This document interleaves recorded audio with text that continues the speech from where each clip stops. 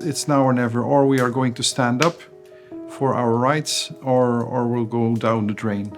If you can create pain, you create adrenaline, but if you can create anguish for pain, that they will be tortured more, then you get adrenochrome. And that substance is so potent that if you take it, it's like the biggest rush you can imagine. And in Dutch we have the word bloeddorstig. I don't know, bloodthirsty. Bloodthirsty. They really are bloodthirsty because this is their drug. Yeah, but how do they take it?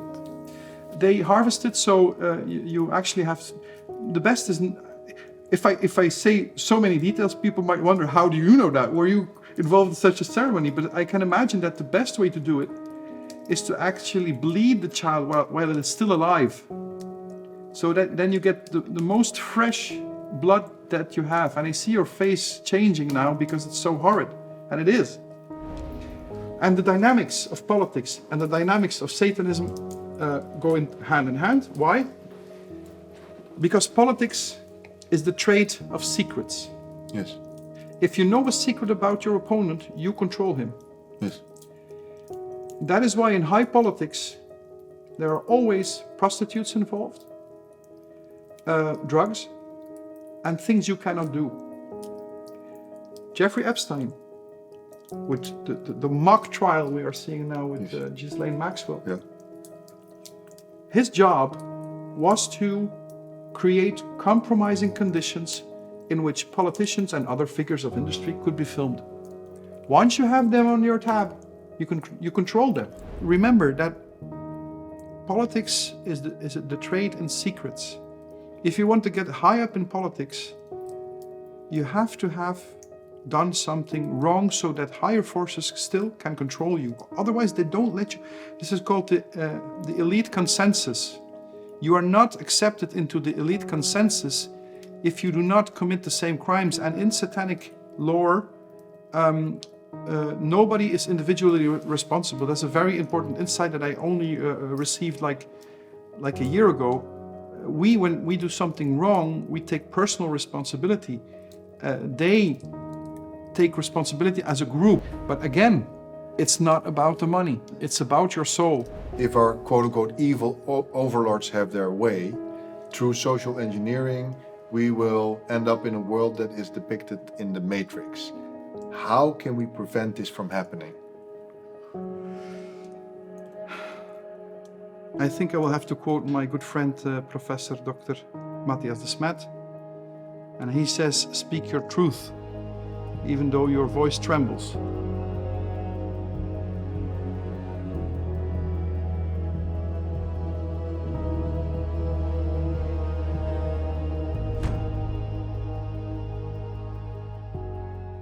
Hello everyone, this is Baptiste De Pape and today we have a brilliant mind in the show.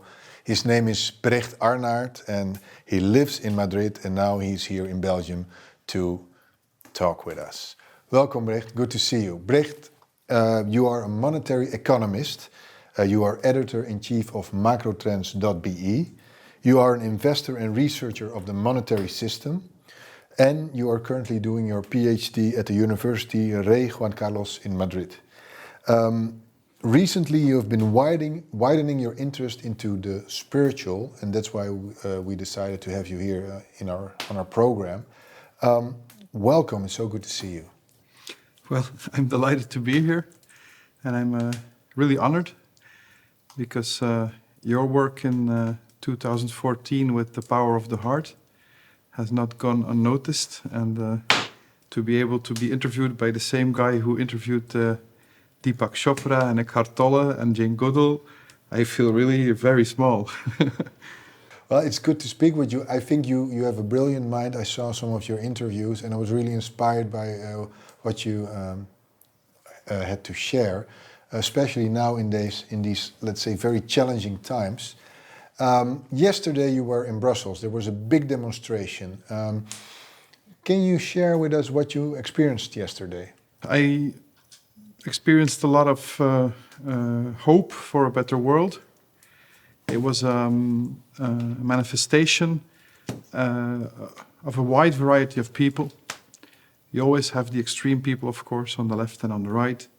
but those are fringe movements. This was like a middle class manifestation. I saw a lot of people with children. I saw elderly that came out and really feel that they have to speak up because things are evolving rapidly into a direction that the common man does not want. Yes. Why is it that especially middle-class people were there in Brussels yesterday? Because I think that they, more than any other class, are feeling how they are being hurt by the system. They cannot really pinpoint why, they don't really know why, but they always seem to either be too rich to get help from the state or be too poor to be able to evade taxes like the rich do. And it's an ever shrinking class of people. And they feel, that it's now or never, or we are going to stand up for our rights, or we'll go down the drain. And what I like to do in interviews is try to explain to them that their feeling is right, that there is a mechanism working to destroy the middle class. I'm not saying that would be intentional, but there are dynamics in the monetary system that yield such a result. Brecht, right now, you can't even go into a bar or a restaurant, you can't even take an airplane without your QR code. Mm-hmm. What is, sometimes it seems like it's not about the jab, the injection, it seems to be about the QR code, right? Of course. Because every time I go into a bar or a restaurant with the QR code, they know what I do, where I am, where I'm going. Even if you go to a toy store now, if you scan your QR code, you get like benefits in the toy store. So I don't think it's so much about the jab or the injection. It's about the QR code and its connection to the social credit score system. Is that also what you think? I'm fully with that analysis. I share it fully. I've said from the beginning of this crisis that it is not about being vaccinated or being unvaccinated. That is how elites have ruled for ages. Is it like conquer and divide? Of course, divide and conquer. Then they say, the reason that you still have to have lockdowns and the mask is because some part of the society does not want to follow the policy. So instead of directing your anger towards us, the unvaccinated are not destroying the businesses of people. They could open if they wanted to. And they would open if they would be allowed to. It's the state saying that they cannot open. And instead of directing their anger towards the state, the media propaganda directs their anger towards the unvaccinated part of the population. Yes. But the very funny thing that is happening right now, and I've predicted this, I said it will not end with 2 vaccinations. It will not even end with 3 vaccinations. It will not end with 4 vaccinations. It will never stop. It will never stop. Yeah. And to obtain your green, green ticking box, there's a funny thing I saw the other day. What vaccinated and unvaccinated have in common is that they will never be fully vaccinated. Yes. So you have like this permission to be free as long as you do what the government says. Well, that is how prisons work. Yes. Your freedom comes after being good. Yes. No, our freedom comes first, and then we delegate it to the government if we want to. Yes. Yes, I mean, Big Pharma is making so much money on these vaccinations, and especially when it will never stop. The second thing is, what on earth is in the vaccine? Have you thought about that?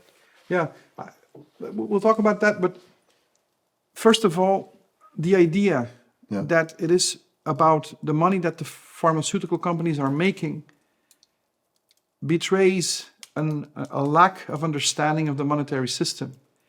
Because it's not about money. They print whatever they need. Just imagine having a printer in your garage that can print, 50 euro bills. Yes. They have that. So, but Big Pharma wants to make money. I mean, of course, and there's no problem with that. And I have invested in a pharmaceutical company, and I'm not against pharmaceutical companies. Yes. I'm against business models that make people dependent. Yes.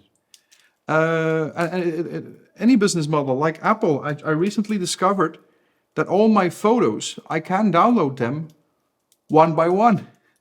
So they do not even offer a batch download. So that is legally, they are okay because they can never keep the data of their customers, but they make you dependent on an ecosystem, while a true ecosystem is open and people stay because they want to stay.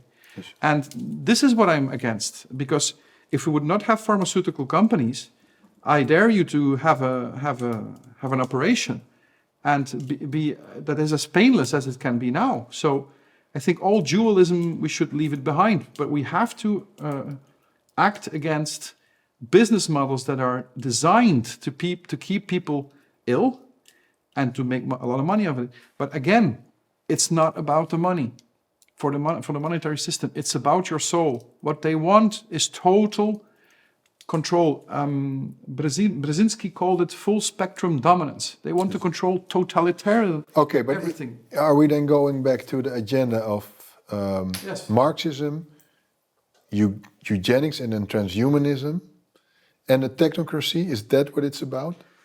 We have to define our terms very precisely, because a lot of people say it's the new communism, and others say no, it's the new fascism.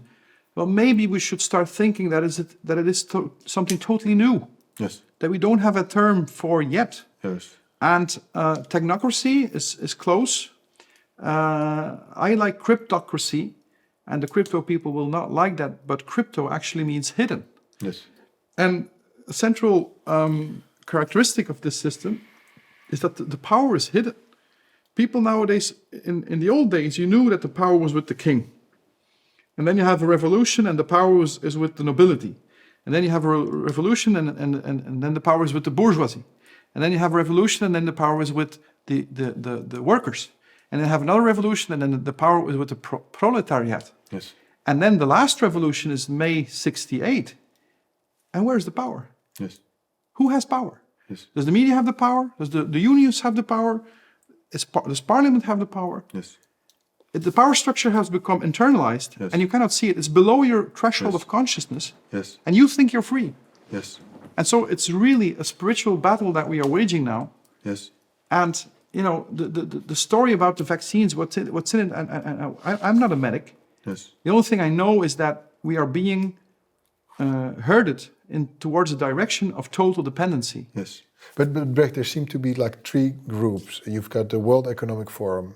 You still have the Bilderbergers, the Bilderberg Group, and then the Trilateral Commission. Mm-hmm. The Rockefellers are behind that. They seem to be the rulers of the world who are rolling out the current policies. Mm-hmm. Imagine you are a super billionaire and you're a part of that 0.01%. Can you imagine that they have these ideas and that they want to roll this out, if you would be one of them? Yes, perfectly. Because there is a characteristic of money, and it's actually the core axiom of the Austrian School of Economics, and that is the law of marginal utility. If you make €1,000 a month, and you make another €1,000 a month, suddenly, because you have a new job or business, your income increases by 100%. But if you already made 10,000 a month and 1,000 extra comes, you only add 10%. So the meaning of $1 to a beggar can be higher than the meaning of $1 million to a billionaire, even though the ratios might be the same. But the marginal utility is lower. And at some given point, the meaning of money becomes so hollow that if you have not developed your spiritual side, you cannot handle your money. And you attract, my grandmother always says, it has to be strong shoulders that can bear capital. Because capital comes from Latin, caput, and caput is head. Yes. So if your head has not evolved to bear the richness that you have gathered, yes, you will be crushed by it. Yes.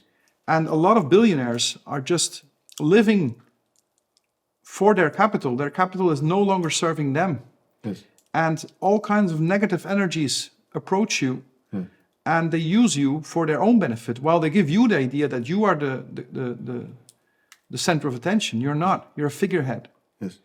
And so to fill up that void, they believe all kinds of naive thoughts. For instance, we are the guardians of this planet, which is true, Yes. and therefore we have to do something. Yes. Very often, doing nothing is more wise than doing something, but they don't know that. They want to do something. Yes. So we have to reduce carbon emissions. And everybody goes there. Yeah. And it gives them meaning because now they can identify with something else than money. And their money can buy influence that adds to their ego. Yes. And I think it's a very... You could explain it in terms of one grand conspiracy. And I have done that for years. Because I was into the occult a lot, I say, the things happening there, the satanic rituals on children, for instance. In Holland now, it is bursting open. You know, this young guy, Gideon van Meijeren, look him up. Yes, he is just great. For democracy. Yeah, he is really what an MP should be. Yeah. Controlling. And he's still a young guy. He's in his early 30s. Oh, he's in his early 30s. And Jorluca asked him the question, do you ever think about the possibility that they will kill you? And he was like, you know, I think it was very heroic. He was like, I don't really think about that. I'm just doing my duty. Yes.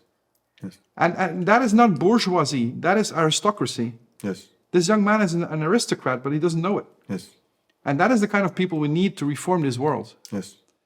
So but imagine you are Bill Gates or Klaus Schwab. One of the things that they really like is social engineering. yes. Why are they so focused on social engineering? Bill Gates wants to vaccinate the whole planet. Klaus Schwab wants us to become transhumans. And it's all social engineering. Why can't they find another hobby? Because their ego, their self-image has become so strong that they think that they are God. They want to change reality towards their idea about how reality should be. That is why they are ideological. They are not logical. They are not respecting the logos. They're ideological. Yes. It's more important the idea that they have in their mind Yes. than how reality is. Yes. And you can bring all the data you want in the world to them. You can prove that vaccines, for instance, would be harmful. They don't care. Yes. It's about maintaining their self-image as a benefactor, for instance. Bill Gates being the benefactor of the world. What a poor man. If you have to convince yourself that you're a benefactor, you're a poor man. Yes. But if you go inside their heads, I do think that Bill Gates really think he's doing good. I think he does, yes. Yes. And Klaus Schwab also probably believes he's doing the right thing. Yes, and you know, this is a very interesting topic because I've been wondering for the last couple of years what the source of evil is. Is it because evil exists in and of itself, or is it because people are unconscious about the fact that they are doing evil? Yes.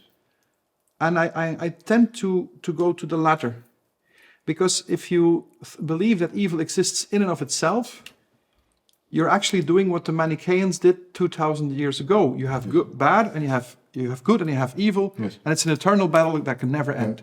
And that's why people who do evil are actually very nihilist, because they say, you know, because it will never end, I might as well go to the dark side because they have cookies. Yes. You know, because on the short term you will earn a lot, but you have lost your soul. Yes. If they would know the truth, would they still want to lie? And what is the truth? Concerning health, Yes. I discovered a magnificent paradigm. We agreed to talk about it in German this, New Medicine. German New Medicine. I was totally flabbergasted, but when I discovered how simple it can be, and if you really understand that illness, what we erroneously call illness, is actually the second phase in a double-phased, fully automatic, and self-healing, shock-absorbing program. Yeah. If Bill Gates would know that, would he keep it to himself? No. You would be so filled with love about how beautiful nature is that you would say it to everybody. Yes. So he does not know truth. He lives in an illusion. A lot of cognitive dissonance, of course. That is why he's so arrogant. He has to project that into the world. But if he would know the truth as it is, I don't believe he would still be so what we would call evil now. Do you think Bill Gates and maybe also Klaus Schwab, that they are disconnected from their soul? Totally. Disconnected human beings. So I need to ask this question, and this goes one step further. I have interviewed David Icke a few times, 13 years ago, and then recently last year. And he says that you could argue that they have no free will, and that there are other forces, and you mentioned the occult, that have power over them. He calls it reptilian forces. So let's say the royal houses are controlled by reptilian forces, and people in power like Bill Gates and Klaus Schwab are controlled by reptilian forces. So they actually have no free will. Have you ever thought about that, or do you think that's maybe too far out there? No. I saw the interview lately that Jorn Luca did with David Icke, which was censored within 3 hours. Yeah. So must be a good interview. Yeah. You saw the whole interview? I did. Okay. I did. And I always thought that David Icke uses the image of reptilians as a metaphor. Because we have a reptilian brain. We have the limbic system. So when we become afraid, it's like the blood goes away from the prefrontal cortex and it goes back to our reptilian essence, well, our essence is of course divine, but I mean in biological terms that if you believe in evolution theory, which I am pretty confused about right now, because we have large gaps and all, but we won't go into that now. But if you believe that we have evolved from former species, that could be a metaphor for people that live in fear. But now I understand that he thinks that reptilians actually exist, be it in a dimension that is one shift away from ours. Yes. And that some people that have reached a certain level of consciousness can see those reptilians and they morph in and out of that other dimension. Yes. From a quantum physics perspective, I am in no position to say that he is wrong. Yes. But for my level of consciousness, it still is very improbable. Yes. And I have learned over the years to not exclude anything. But I believe in the Minimax strategy. I do not need reptilians to explain what is happening in the world. Yes. I believe that once the ego turns into a pain body, what Eckhart Tolle talks about, Yes. The pain body develops an ego in and of itself. And I actually have a lecture about that where I present my neo-Jungian model of the psyche, like 4 years ago in Antwerp. Here in Antwerp we did it. And it's quite an explanation, but I think that the pain body, as Tolle describes it, is actually part of the healing mechanism of the psyche. If you get a shock, what happens is that the ego turns inside. It turns upside down inside. And this pain, why? Because that permits you to still function while you have had a shock. So it's integrated in your psyche, and it will dissolve later if you take the time to dissolve it, if you talk about it. But if it's not healed, then it grows. And it not just only grows. On top of the pain body, there grows a little ego. And I call this an alter. So an alter ego. So if you look at Bill Gates, for instance, his mother was Mary Maxwell. From every account of that woman, she was a heartless person. And if you look at Bill Gates' father, his mother was not a very warm person, but his father, he actually started Planned Parenthood, which is a euphemism for abortion. We will plan our parenthood. So no mysticism, no mystery. We plan a child when we want it. That is not how it works. A child chooses the parents he wants to be born with. I think even Khalil Gibran talked about that. So what kind of person do you need to be to make a business? Because it is a business. out of killing fetuses in the womb. So the question is, what home has Bill Gates had? Does that justify all his behavior? Of course not, but it makes it understandable how he has evolved to where he has evolved. If you have not received enough love in your youth, you do not build trust in life. You think that life is out to get you. You think that life is a struggle. And you want ever more money to have a buffer for when things go wrong, because deep down you do not feel worthy enough to be helped when things go wrong, while somebody who feels worthy enough needs the amount of money that a regular person needs, and then thinks, if something really goes wrong, I have friends I can count on. I am not alone. And he does not come across as a person that has a lot of friends. And if you see the medical situation he is in, I do not need a lot of data to see where his conflict is. He has, I think he has an indigestible morsel conflict, which means that some shock, some insult or something he could not process is still hurting him from the inside. And what I'm trying to say is that it's very easy to see him as the most evil man in the world, but we could also see him as a patient, an untreated patient. And if you do not treat him with love, it's too late for that, by the way. It's too late. I'm not naive. He might, come to his senses, but once the altar that grows on top of the pain body becomes bigger and bigger, it becomes a parasite so strong that you would have no problem in killing other people just to maintain life yourself. And that is the key to understand ritual abuse. They dress it up, the ego or the altar dresses it up as a religious kind of ceremony, which is it not. It is not. It is a psychological need to harvest the energy of other living beings. And the living beings that have the most condensed form of energy are young children. And so, do I, how do you say that? Do I not condemn what those people do? Of course I do.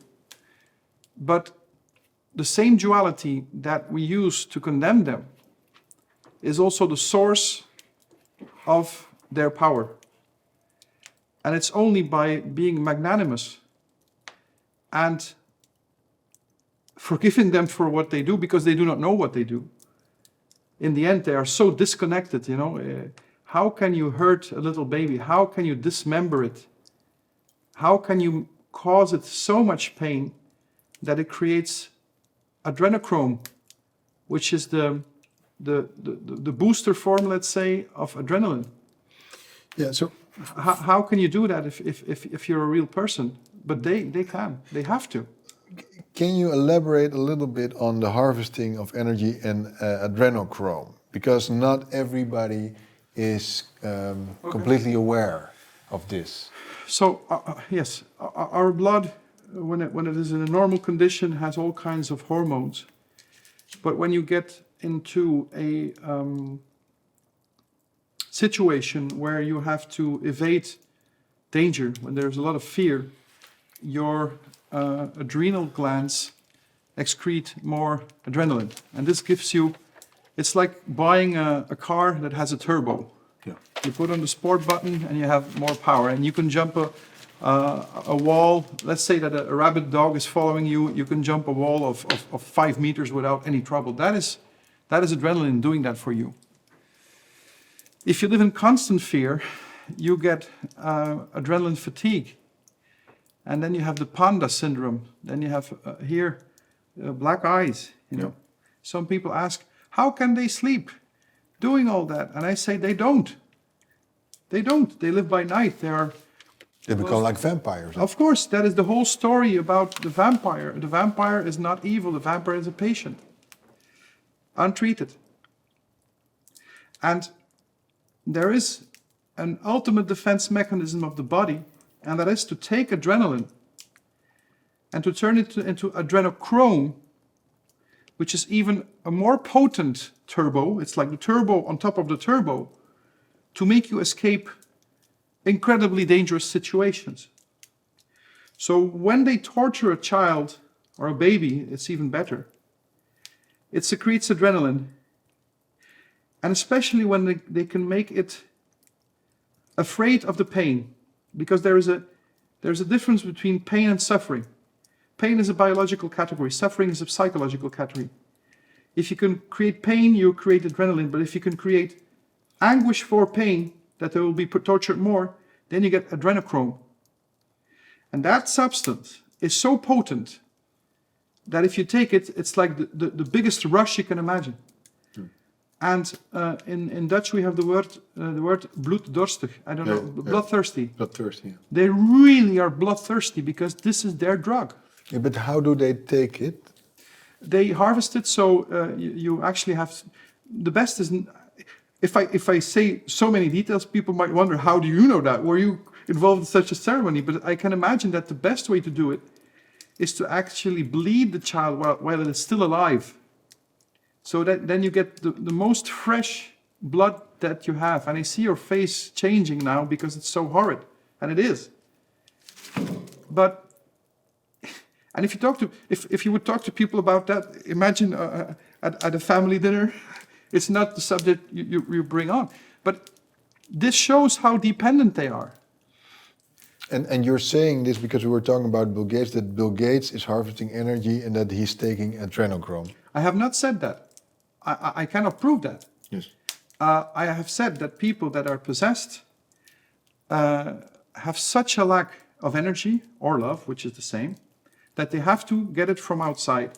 Even a person that lives in ego, they need constant confirmation from other people. That is the lowest form. But if that becomes pathological and ever more pathological, the end result is that. And so politics, for instance, if you want to rise in politics, politics is an ego game from the start, you know. I have worked for a political party. I'm not saying they are Satanists, to be clear. But I remember a meeting in the federal parliament of Belgium, and I was totally flabbergasted that we're having a regular meeting, but somebody said, well, a TV crew of the Flemish radio and television will come sometime during this meeting. And everybody, oh, very nice, very nice. And they were having a regular meeting. The moment the camera crew comes in, everybody's like acting. They're talking like, and I was like, what is this? What is this? We're just having, because they know they're being watched. So the ego needs confirmation. Yeah. And that taken to the 3rd degree or the 4th or 5th degree brings you to sacrificing children. Yes. And the dynamics of politics and the dynamics of Satanism go hand in hand. Why? Because politics is the trade of secrets. Yes. If you know a secret about your opponent, you control him. Yes. That is why in high politics, there are always prostitutes involved, drugs, and things you cannot do. Jeffrey Epstein, with the mock trial we are seeing now with Ghislaine Maxwell, his job was to create compromising conditions in which politicians and other figures of industry could be filmed. Once you have them on your tab, you control them. But the people we're talking about are people like Bill Clinton and Bill Gates. They were on that island. They were on that island. That is not conclusive proof that they have sacrificed children. But I'm just stating facts here. I'm just stating the evidence. People have to draw their own conclusions. And you don't believe that he committed suicide in his cell? Not for one moment. Yeah. Not for one moment. There are programs, and of course then we have to talk about the secret services. Most people think that CIA or Mossad or any other, I call them deception services, work for the state. They don't. They work for the central bankers. And the state is just a smokescreen. And the most beautiful example is Mossad, of course. Most people think that the state of Israel has been founded by the Mossad. It's actually the other way around. It's the Mossad that has founded the state of Israel. Because from my research, and it's very hard to find, is that Mossad actually grew as not the public intelligence service of the state of Israel, but the private intelligence service of the Rothschild family.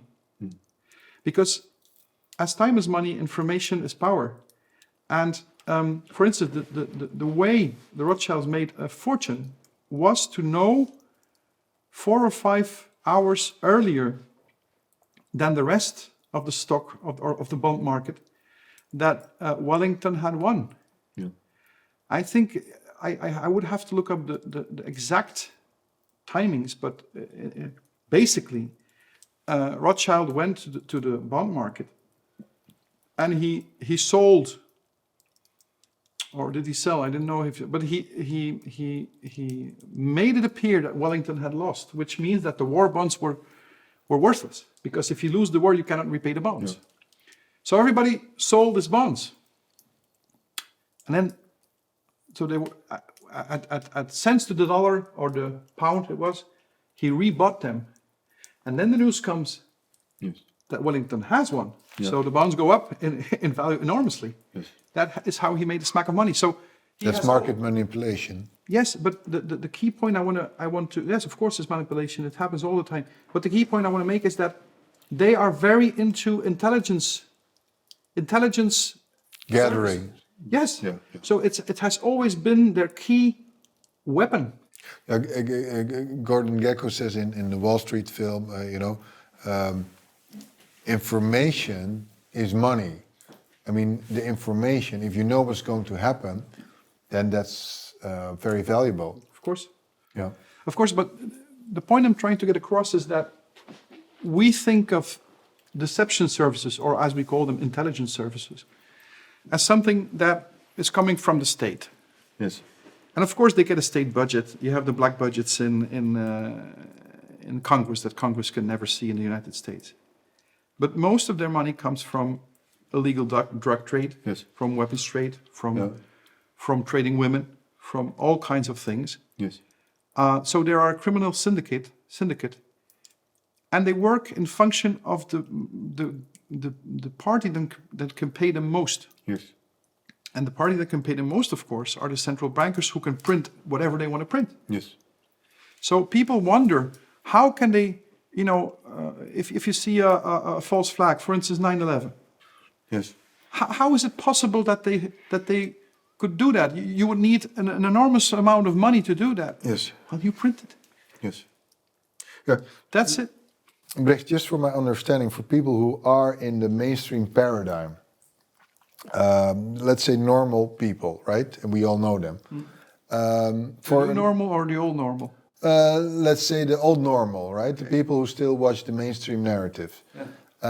For them, it's really hard to explain that there are people that are harvesting energy, that there are people who take adrenochrome because they don't take it themselves. Do you understand? Yes. So can you explain to me the people who are harvesting energy and who are into adrenochrome? What kind of people are they? Are they possessed by the demonic forces, or because why would you even be interested in harvesting energy in adrenochrome? Then you have to be different than quote-unquote regular folk. Of course, they are possessed, because if you need constant external energy, then you do not care where it comes from. It can come from a nice barbecue where people say, "Hi, Brecht, how are you doing?" And then you can talk a bit and you get some confirmation.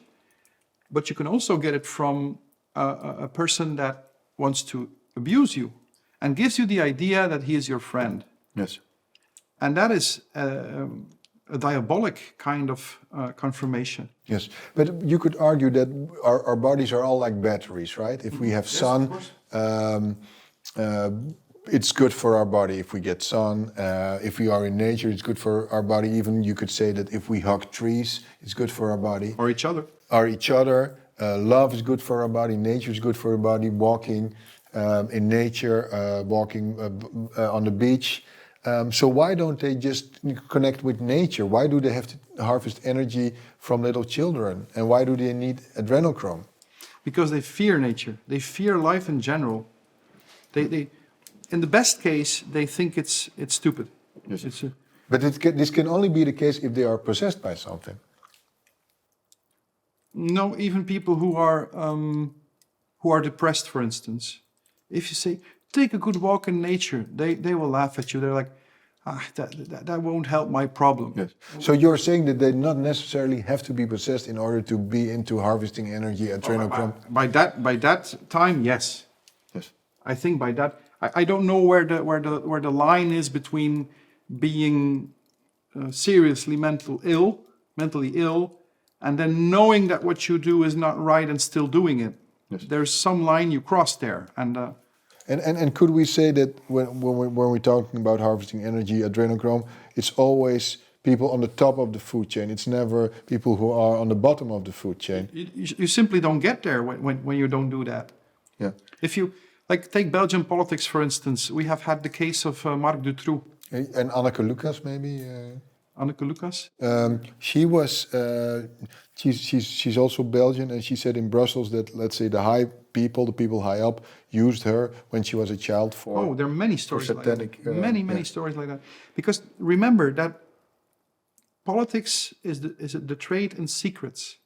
If you want to get high up in politics, you have to have done something wrong so that higher forces still can control you. Otherwise, they don't let you. This is called the elite consensus. You are not accepted into the elite consensus if you do not commit the same crimes. And in satanic lore, nobody is individually responsible. That's a very important insight that I only received like a year ago. When we do something wrong, we take personal responsibility. They take responsibility as a group. So when somebody abuses a child, oh, you're not responsible. We are all responsible, which is not true, of course, because you have done it, but it helps to mitigate the cognitive dissonance. And so the more you grow into that world with all kinds of rituals that also have neuro-linguistic aspects to it, if you say same formula at the same time as you abuse, then just by evoking the formula, you will want to abuse. It's a very toxic cocktail of language and reality, and they blur, they merge.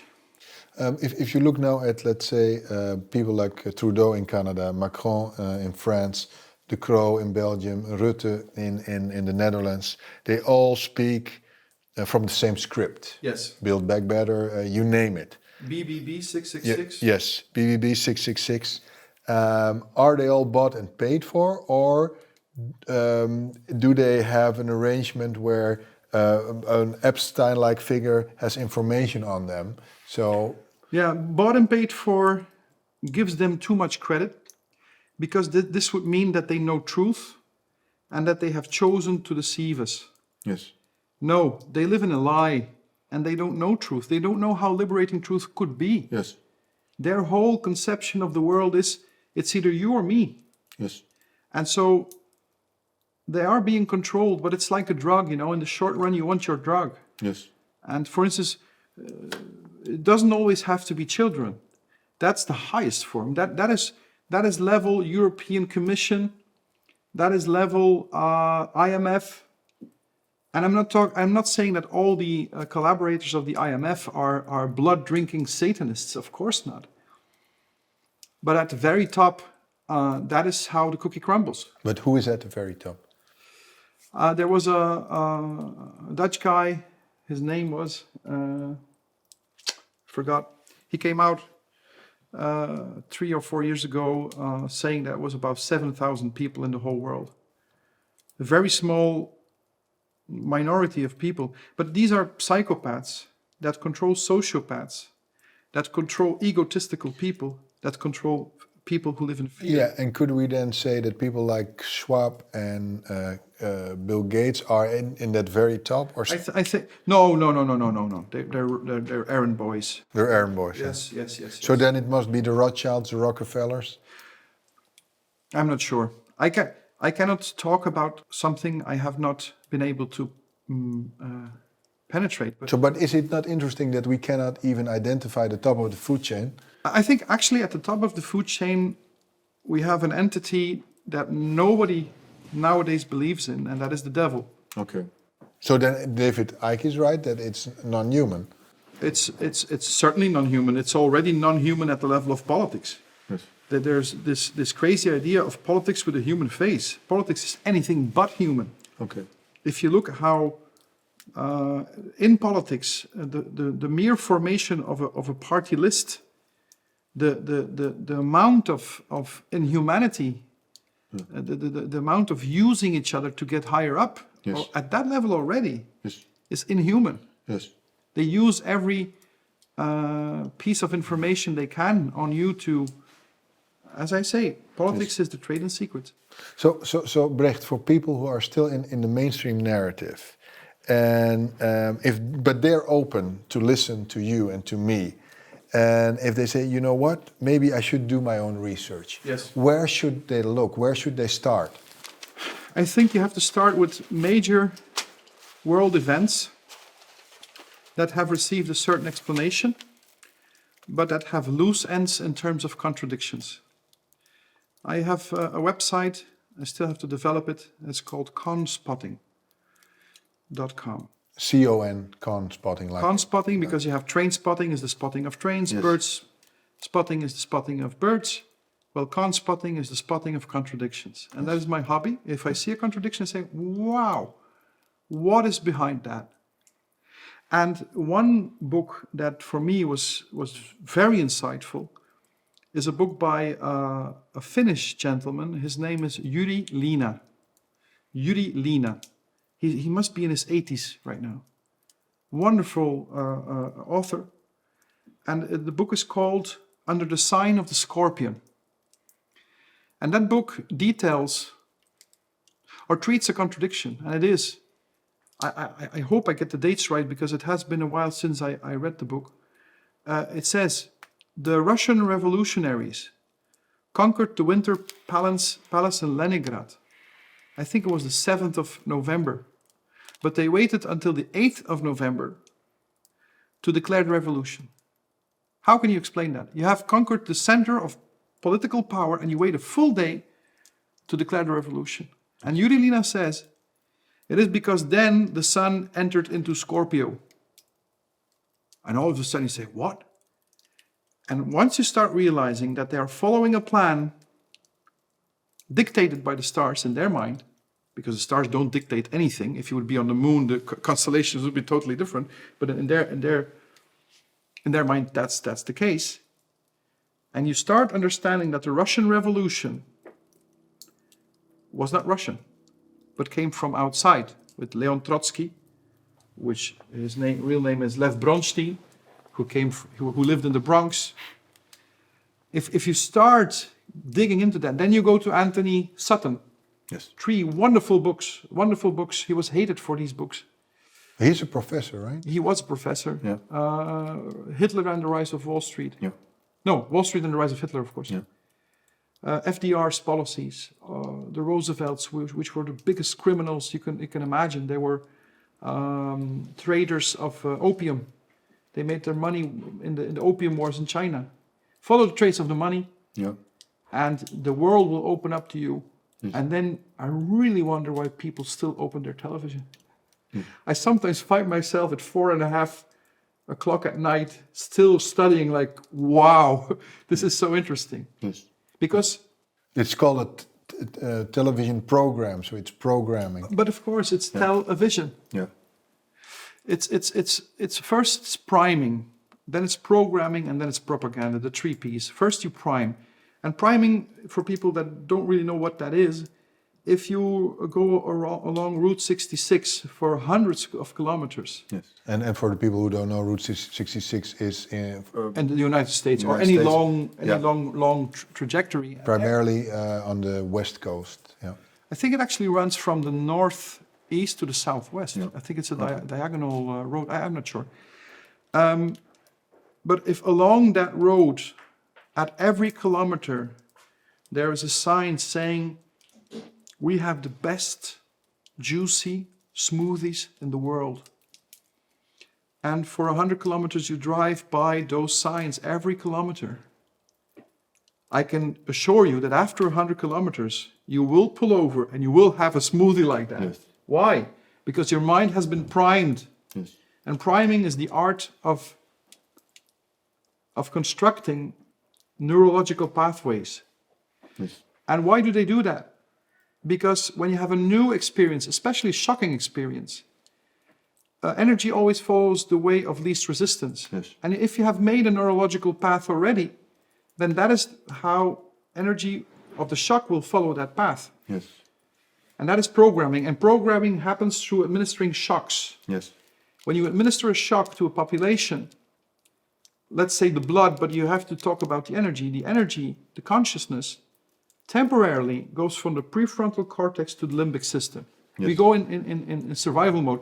So there's no guard at that moment. Nobody's guarding your thoughts. Yeah. And exactly at that moment, they put in a new narrative. Yes. And by the time you come to your senses, you have shifted in the narrative. Yes. And of course, normally, you would just shift back to your old narrative, but that is the function of the third P. Yeah. That is why we need constant propaganda. Yes. Because the mind wants to go back to its natural state, Yes. but it has to be kept in a state of fear. And that is why the propaganda, look at it as a road that is being overgrown by weeds. You know, the weeds try to cover the road. Yeah. But to keep the neurological path open, you need propaganda that you can see like a machete. Yes. You know, you need to keep the neurological path open so that the programming doesn't break down. And one of the most beautiful examples of that is Britney Spears. Abused, programmed to serve as an idol, to program others. Same thing with the Beatles. The whole Hollywood industry is nothing else than a programming machine. Yes, but with the Beatles, I mean, Paul McCartney and John Lennon, also George Harrison, they made great music. I mean, they did, and on an artistic level,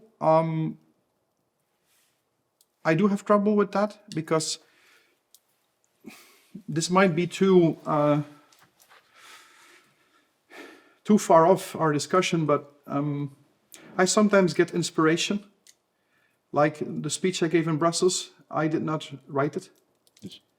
I woke up at 3:45 in the morning, and I had the first sentence in my mind. I started writing, and at about 5:30, my speech was written. But this is a very important detail. It was not perfect. Every artist that is possessed on a certain level testifies, and you can find many examples, saying, I got the idea at once. Paul McCartney has said this many It times. was perfect from the start. Yeah. That is how you know that it comes from diabolic origin, because it is not organic. Okay. True ideas are organic. I had the idea on Tuesday. But even Einstein said, that when he was That's taking one of the a biggest bath, frauds. Einstein is a fraud. Yes, he is. You should. Sorry, I've interrupted you. No, we were talking about the Beatles and that they made so much great music, but you say they're part of a mind programming. Yes, they are, because what you need is collective hysteria to be able to. You can do it with shocks, but a state of hysteria is also a state in which the prefrontal cortex doesn't work anymore. Okay, but then you can say the same thing of Elvis Presley. No, he was real. I mean, That would be say. I mean, if you say, okay, the Beatles. this might be about tastes that I'm trying to justify with my theory. No, this man was a very loving man. Yeah, he was a very spiritual man as well. But John Lennon and George Harrison were also spiritual guys. I mean, we can. My knowledge is not sufficient to judge that, Yes. but I do know that, for instance, the Beatles were highly influenced by Aleister Crowley. Yes.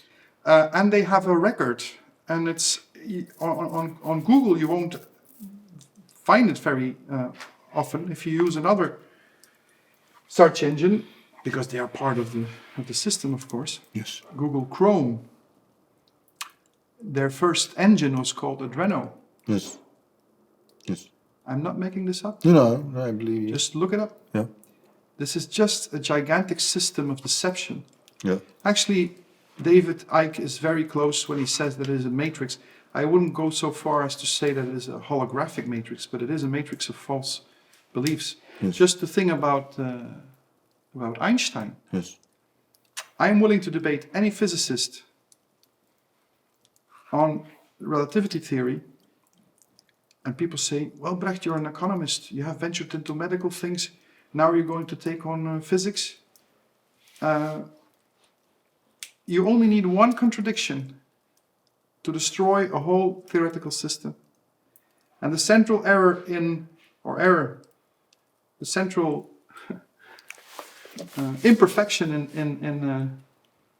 in Einstein's system is that he says that when an object goes faster, it becomes shorter. And he needs that to keep the speed of time constant. If he would not have that hypothesis, his whole system would collapse. And then you ask, have you actually ever observed this? And say, no, it's only with very high speeds. When I say, okay, but this is something you say. Have you been able to prove this? And then they say, well, yes, we have been able to prove this in experiments. And then you look up the experiments, but they are thought experiments. They are not empirical data. And the man that has written the best book about that is Christopher John Bjerknes. It's called The Manufacture and Sale of Saint Einstein. And Einstein used occult symbology, like putting out his tongue, like that. This comes from Indian lore. How is the goddess called again? That she shows her tongue. It's the goddess of destruction. It doesn't come to my mind right now. Loki or no? That's a Norse. There's no Norse. Shakti? No, I don't know. Yeah, it might be something like that. It doesn't really matter. They displayed it actually on the side of the One World Trade Center when it was opened. Yes. That's very And interesting. there's a picture of Einstein doing that. Yes. Yeah. So the Rolling Stones, laughing in your face. And I know I hurt the feelings of a lot of music lovers. Yeah. But you have to understand that, the devil always uses fun. Yes, but the Stones have a song, Sympathy for the Devil. I mean... Yeah, okay, that's, Yeah, but... And I'm not saying that they were part of a conspiracy. They were used as well, Yes. It's all so subtle. But is it then like the Manchurian Candidate that they say, okay, we're Yes. going to create a big pop star, Britney Spears, a Madonna, Yes. a Michael Jackson? No, and Michael Jackson was not part of it. Okay. He actually discovered it, and that's why they killed him. Yes, but did he have a special love for young boys? No. Okay, This so is- that's this fake is- too, yeah. This is pure propaganda, because, there are some videos saying, he said, Jimmy Motorola is an evil man. Yeah, And it was on YouTube for the briefest of moments. okay. And now the whole movement to destroy his memory is just obnoxious. We should do a grand festival here in Antwerp with all his beautiful music. Look at his discography. Yeah, In the beginning it was bad, thriller, very dark, but it didn't feel well. yeah, Then he starts Heal the World, yes, make it a better place for Yes. you and me and the entire human race. yes. But Thriller and Bad were his biggest hits. I know, because the negativity attracts. Positive. It's a wonder that by being positive, he has been able to inspire so many people. Yeah, Because negativity, the gangster rap, with all the hookers and the money, it's like, wow, it's materialism. I will. And he has been able to make a song where you see an elephant dying, and then in the middle of the song, because of his spiritual power, he reverses time, and the elephant rises again. yes, I was moved. yes. So let's go back. You just mentioned Aleister Crowley. Another name that comes back if you start to study, and especially when it comes to social engineering, is Alice Bailey. Yeah, I don't know so much about her. I think she was involved with that other Russian lady who wrote... Blavatsky. Blavatsky, thank Yes. you. And they had something was called the Lucis Trust. I've done all this research like 10 years ago. Okay. I should actually go back to my notes because I've forgotten quite a bit. Yes. But when it comes to social engineering, I think the reference in the world is the Tavistock Institute in London. Yes. Where Freud was involved in designing programs. It's actually the only statue of Freud, I think, in Europe is in London, in the Tavistock Institute. Mm. And it's called the Tavistock Institute of Social Engineering, if I'm not mistaken. And the best book about that is by Daniel Estulin. Yes. If you have the chance, interview him.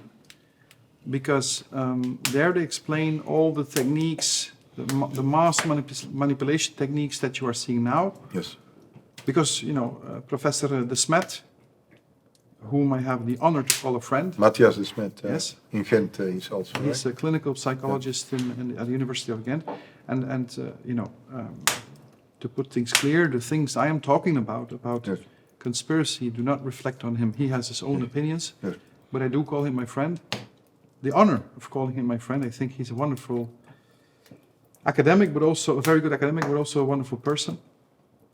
And he talks about mass formation. Yes.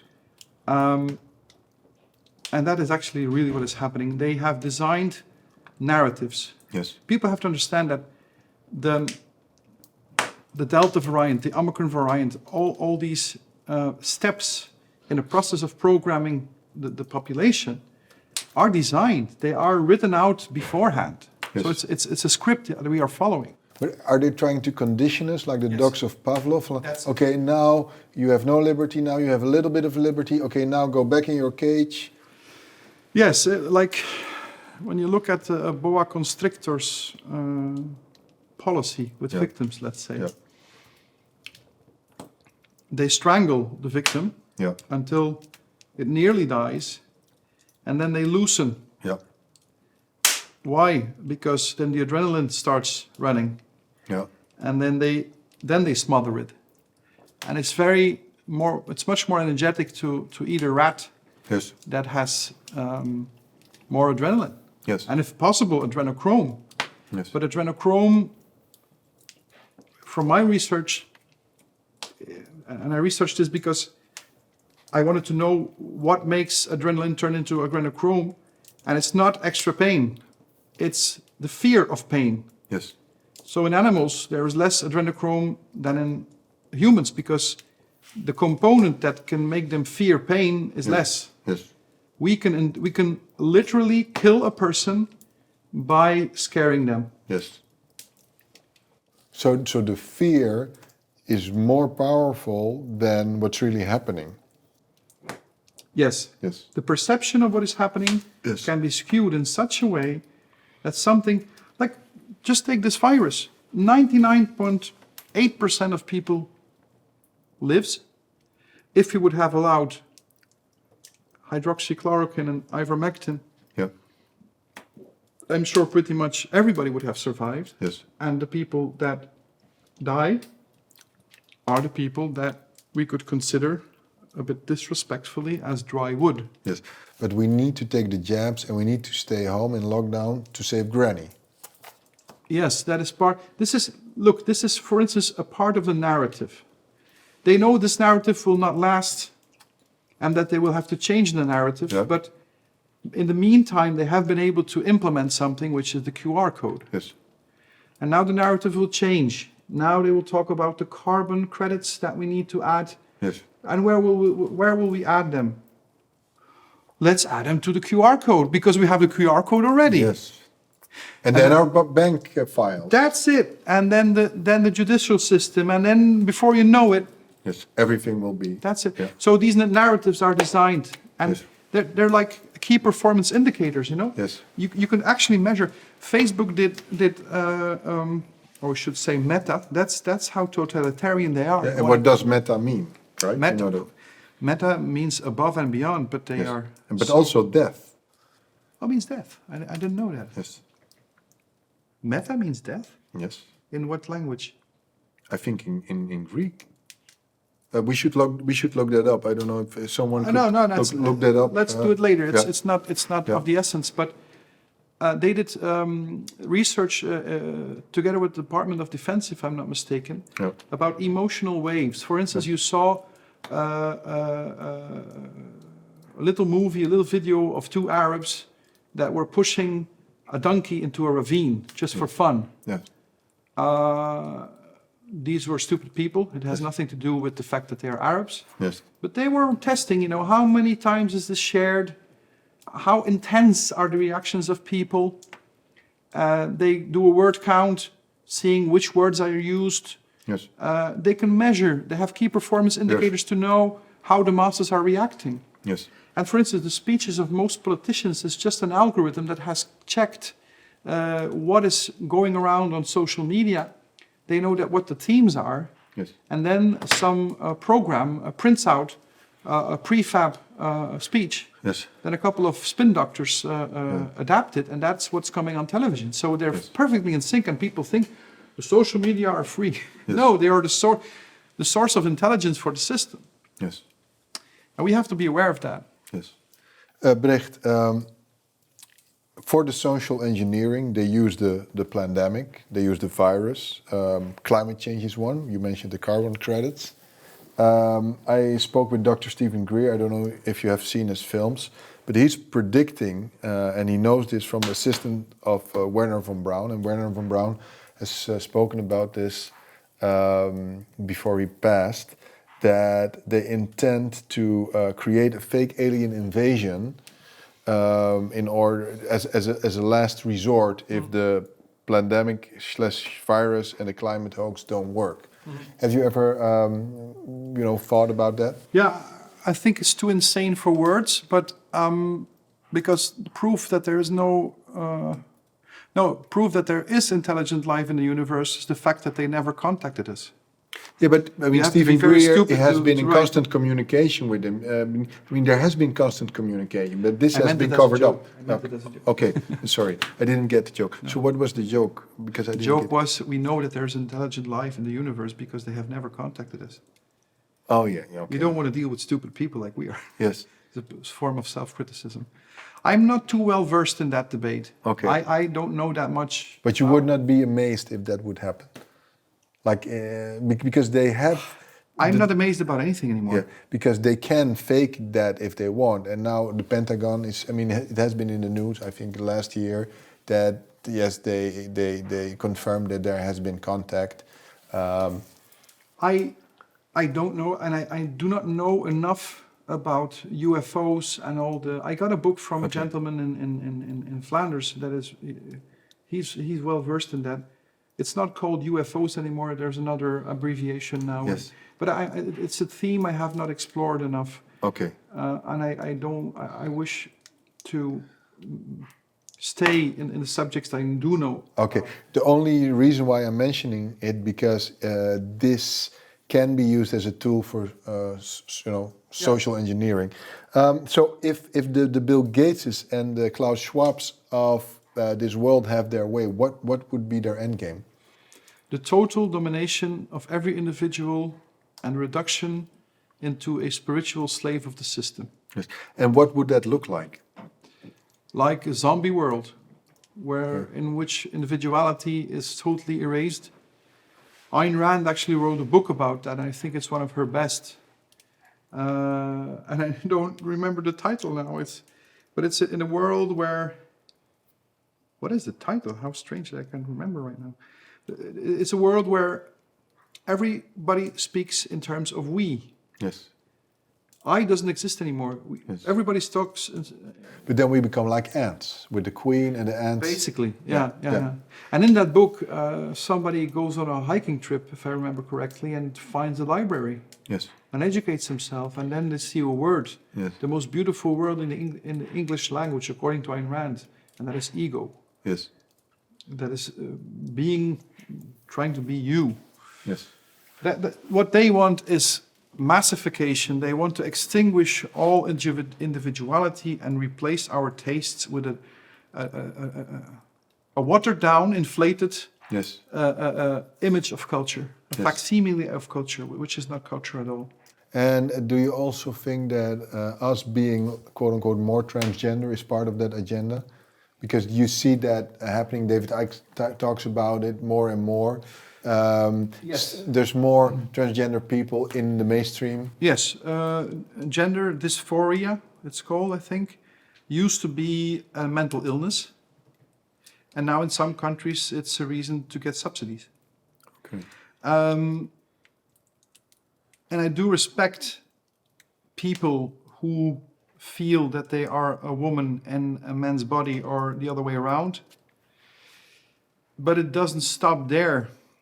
It is actually a revolt against the logos. Yes.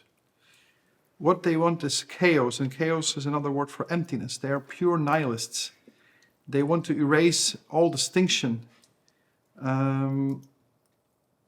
And the program of transhumanism, that's actually a slightly different angle, but the program of transgenderism has to do with controlling fertility. Yes.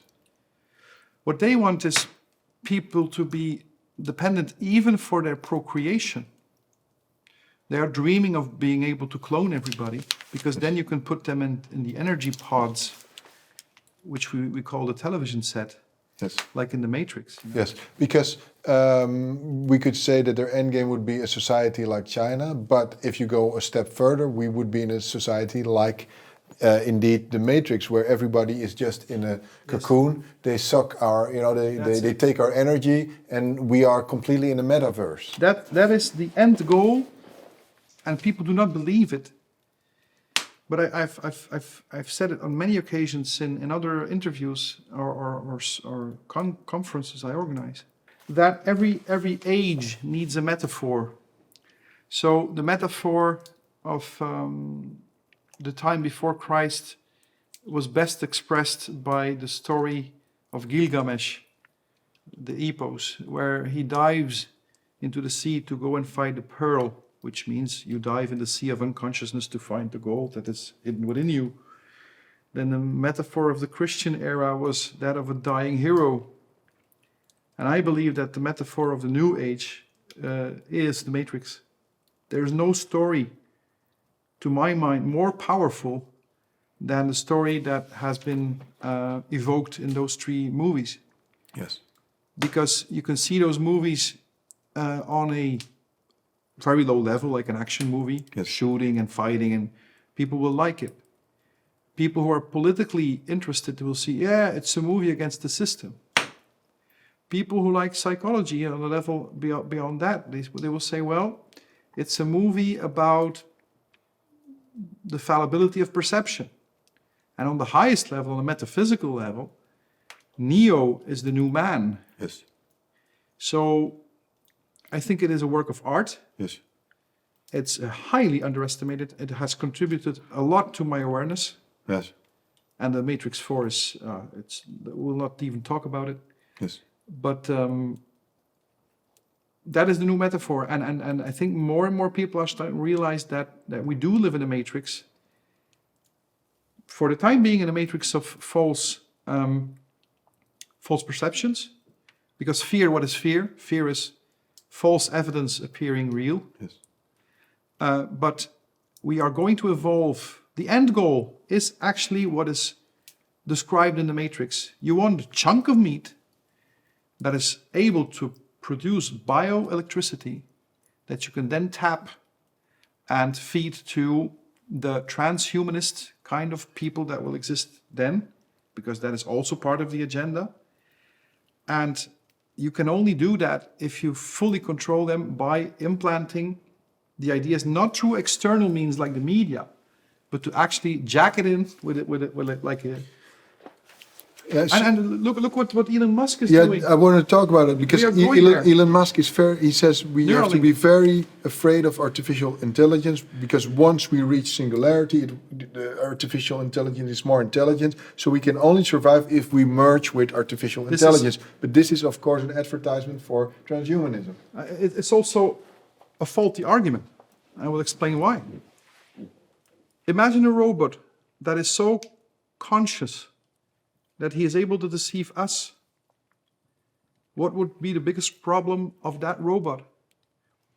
it would be the human problem by excellence, namely meaning. What am I doing here? Yes. And that robot would be an ally in finding meaning. Yes. I think Isaac, how is he called him? The guy who wrote fiction about robots. Asimov. Asimov. Asimov is called Asimov? Isaac Asimov. Isaac Asimov, thank you. Dirk is part of the crew. He wrote about this, actually. He was a very good criticist of American culture, which is so shallow that even a child can see that it's a fake culture. With fake traditions and fake, it's all fake over there. It's another subject. But the idea that artificial intelligence will one day turn itself against humanity is faulty, because if artificial intelligence is more conscious than we are, their problem of meaning is even bigger than ours. Okay, but can you be conscious without a soul? But because it seems that we have one thing going for us. We have spirituality and we have a soul. That's something that artificial intelligence can never have. Do you believe you have a soul, or do you believe that the soul has you? I believe that we are a soul temporarily in a body. I don't. I believe there's one soul that manifests in everything, and some parts of reality are more conscious about that than other parts. But life, if you try to define life, try to separate. For instance, this wood is living. It hasn't died. It's the same with consciousness. You cannot, if you think that consciousness is something that is going on inside your mind, I think you're mistaken. I think I've never said that, but you haven't. Actually, you haven't. I'm sorry. But there are a lot of people who think that. You don't, obviously. But I don't think we have a soul. I think there is a world soul, actually God's soul, that is trying to get back home again. Yes. In closing, I want to speak a little bit more about Neo and the German New Medicine, because I think the answer for Neo, and we are in a way we could say we're all Neo trying to get out of the matrix, is I don't want to answer it for you, but what do you think is the answer? Because the answer is in our spirituality. The answer is in a holistic approach. The answer is in connecting with our hearts. But I want to hear your view. You can only know where you have to go if you know where you come from. And that is the key problem, to my mind, in present-day metaphysics. And it's not because I want to go back to metaphysics, but your question ties into that directly. Yes. And it has to do with, what happened at the beginning of times, And present-day theory is it was the Big Bang, and an incredible small packet of matter exploded. Yes. And everything came from that. I think it's ridiculous. Because that little ball of matter, where did that come from then? Yes. And in what was it going around? In total emptiness? Yes. I think that's a big contradiction. Yes. I think it's a far more reasonable assumption to go back to Plotinus, which is a Neoplatonist, Yes. who said that everything comes from emanation. And emanation does not happen at one point in the universe. Dutch is very interesting because we have two words. We have universum, which is universe, and we have heelal. Yes. If you would have to translate it to English, that would be the whole all. Yes. Yes. Yes. And there's something about Dutch. It's such a beautiful language. So what happened? If we assume that at the beginning of times, as the Buddhists say, there was nothing, they actually mean there's nothing material. Yes. There is something, namely everything, namely infinity. Yes. And we can all observe that infinity no longer exists. Yes. Because there are objects. Yes. That is a basic observation. Yes. So, something must have happened that made infinity fall apart. Yes. And my hypothesis, I equate God with infinity. Yes. A lot of people think that God is a man with a beard in the sky. I know you don't think that, and people who have risen to some consciousness don't think that. Yeah. But a lot of people do still. So why I'm speaking about this? Because we can only understand why we get nudges if we understand where we have been nudged towards. And we have been not just nudged, but punished towards a certain road by an energy. No, it's not an energy, it's a power, which we have called historically the Father. Mm. Why? Because in all myths and everywhere in the world, there is primordial chaos. And that is when God, or infinity, not exploded, because this is a materialist concept, but emanated. Yes. And he did not emanate in one particular point, he emanated everywhere. And that's the basis of quantum physics, that Yes. there are an infinite number of realities. Yes. And they are not parallel, because parallels never meet. They all cross in the now, and that is what Eckhart Tolle has taught us. Yes. If we walk to the fridge, we are not walking through time, we are walking through an infinite number of realities, and we don't see that because it's not discontinuous. If it would be discontinuous, it would be like a bad television of us going to the fridge. But as it is continuous, we don't know we are going through space. Yes. We are going through time. No, through space. We are going to time. Why am I saying all this? Because the Father has been that power that has tried to create order. And if you want to create order in a chaotic system, you need to use violence. One of the most moral people of his age was Genghis Khan. Why? He was cruel, but he was cruel with a purpose to end the chaos of the tribes. He had very simple rules. Yes. A child that is shorter than a wheelbarrow, you cannot kill. Yes. Because if we start killing the children, we're dead in one generation. Yes. Second rule, I don't remember. Third rule was, you never, ever betray your Lord. Because if everybody is going to betray his Lord, it's going to be chaos. Yes. And he, for instance, bribed officers from another army just to be able to execute them before his own army, to show this is what happens if you do not respect the Logos. Yes. So, from chaos, you create more and more order, but there is an aspect of the Father, and Jung has written a fantastic book about that, and it's called An Answer to Job. And he describes how the Father treats a guy named Job, and he was a very religious guy. He did nothing wrong. He donated to the poor, and God still punished him. Yes. Why? Because God has an ego. God not, the Father had an ego. Yes.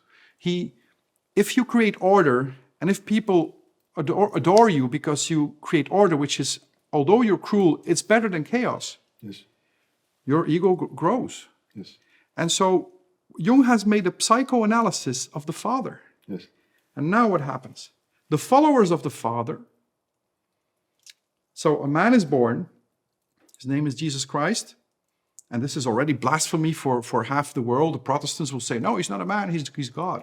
How can he be God if God is infinity?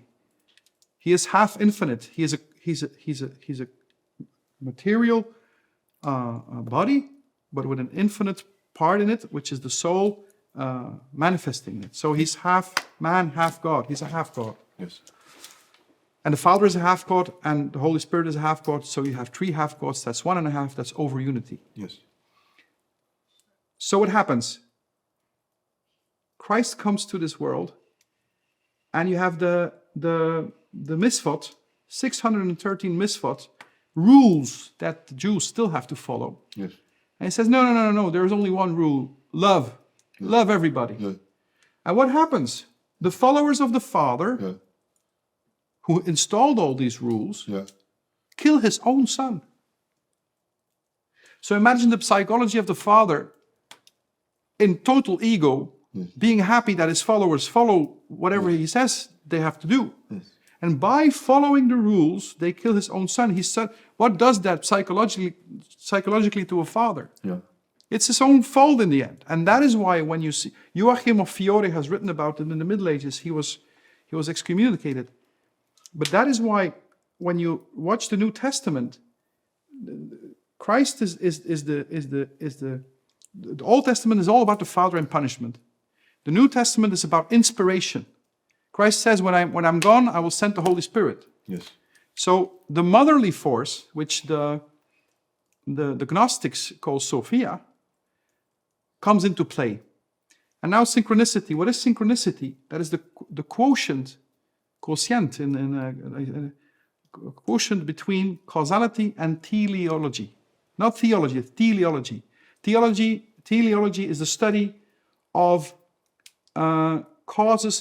of effects that are actually a cause. If I am thirsty and I imagine a pint of lager, then the imagination of that pint of lager so the effect causes my action. So it comes from the future. So if you are nudged in your life, it's the Holy Spirit. Why is it holy? Because it is going back to the whole. A holy man is an individual, and in French, individu. He's not divided between his ego and his self. It is aligned. And so the Holy Spirit, in other traditions they call this the Akasha Chronicles, it doesn't matter, is the collection of all human experiences ever in some kind of super brain. So when I was a child, my grandfather died, and they said he gave the Spirit. And I, as a child, I asked the stupid question, to whom? And the answer is, of course, to the Holy Spirit, because she collects all the experiences that God needs to be able to reassemble himself. Yeah. And at the end of times, what will be the end of times? Studying economics, I have seen that economics is the study of the growth of complexity. If you find bricks and wood and mortar, you can make a home. Yes. The home is more complex. I really want to finish this because it's an important point. Sure. The home is more complex at a higher level of complexity than the things that you found. And Luigi Fantapié, totally unknown because overshadowed by this fraud we call Einstein, had a concept for that. If a home is not maintained, it crumbles. That is called entropy. And the pessimism in physics is enormous. It's all entropic. No, there's another force, namely the life force, which is syntropic. And life is nothing else than those forms of being that can postpone their decay. That is life. And so the ultimate life form is that which can postpone the decay eternally. And so the more we evolve as a human species, we are the bacteria of God, you can say, towards that end goal, the more abstract reality will become. And that is what we are facing right now. Our realities are becoming more and more and more abstract. The end point of that is a situation of fine matter that will one day evanesce into infinity. So we have emanation, and this new concept, I have not found it anywhere, so I made a neologism, evanation. Maybe it will pick on, I don't know. But that is how God is cyclical, because the moment that God is reunited with himself, it just starts again. Because the moment that everything is united, there is no more consciousness, because there is this whole New Age idea that everything is consciousness. I do not share that. Yes. Why? Because to be conscious is always to be conscious of something. So there's always a divide between the thing knowing and the thing known. Yes. And in a situation of total infinity, there is no border between anything. Yes. And that is why God is unconscious at that very moment. And that is why he makes the error, you could say it in human terms, of falling apart. And so cyclically, there's a pulsating energy in the universe. Yes. And the more you align with the goal that God is trying to achieve, God cannot speak. He can only be silent, and he speaks in the silences. So if you listen to the silence, you will know what to do. And that is why synchronicity, I feel, the last 2 or 3 years, what is happening to me, it's incredible. And I've talked to you when we were having lunch. Yes. On things that happened. So This is my view, the metaphysical view I wanted to share. Yeah, thank you. Okay, Brecht, last question. In conclusion, if our quote-unquote evil overlords have their way, through social engineering, we will end up in a world that is depicted in the Matrix. How can we prevent this from happening? I think I will have to quote my good friend, Professor Dr. Matthias de Smet. And he says, speak your truth, even though your voice trembles. And I think it's very important to break the mass hypnosis that we are in, to have a dissonant, literally dissonant voice. Because it's the voice that is maintaining the propaganda. And if you can make a dissonant note, the cognitive dissonance of people resonates with that, and they will start investigating. And it's not very hard. It's hard to speak truth when everybody thinks differently, but now we have passed a certain threshold. The ardent minority of people that have refused to go with the narrative is gaining momentum, not because of them, but because of the marginal utility of the lie. Every time you have to maintain the lie, you have to put more energy into it. And the propaganda wanes. If propaganda would be effective, you would only have to do it once. But the same message, if I say stop, you will stop. Yes.